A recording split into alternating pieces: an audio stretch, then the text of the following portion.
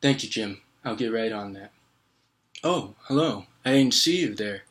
You must be the new intern that is interning with Herky Logistics Services, Inc. Do you have any experience with logistics? Okay, neither did I when I first started. If you're like me, you probably thought that logistics and transportation was just as simple as getting something from point A to point B, but I can assure you, it is a lot more complicated than that. So basically, there are many different modes of transportation that are involved with logistics. That includes rail, truck, air, pipeline, and water.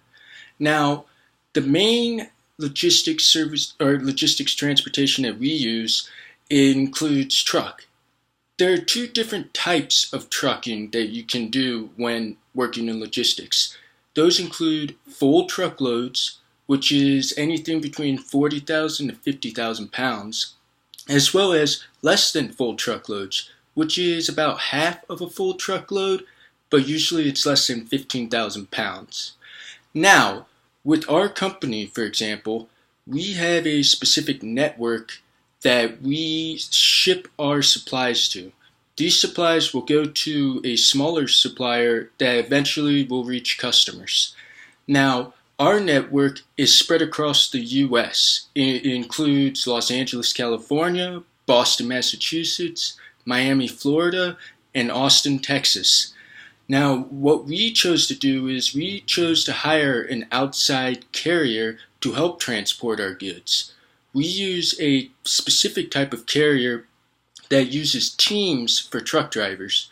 There's a reason why we chose team truck drivers instead of solo truck drivers, and that is to reduce time for shipping our supplies to the supplier. The team truck drivers includes two people instead of one, and let's say we want to get something to a supplier out in California from Iowa City.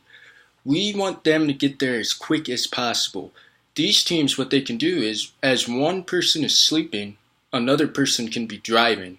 What that does is it helps increase the speed of our supplies as they go from Iowa City to Los Angeles.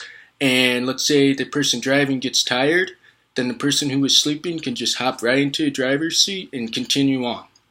There are many factors that need to be accounted for, though. For example, the weather. What if, say, we're shipping something to Los Angeles and there's a big blizzard in Colorado that's going to slow our truck down? There's really nothing we can do to avoid that. So we always have to be prepared.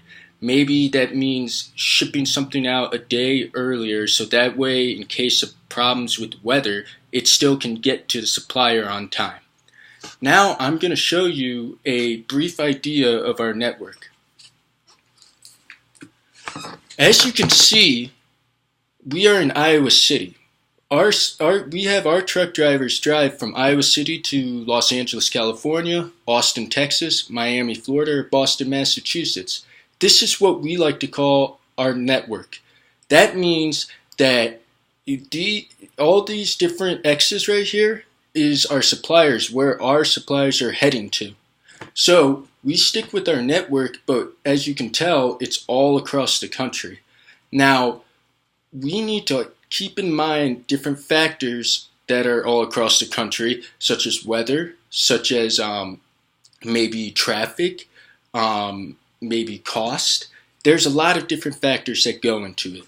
The most important factor, though, is time. Time is always, something everyone battles. So as long as we get our supplies to our suppliers on time, then our network's running efficiently.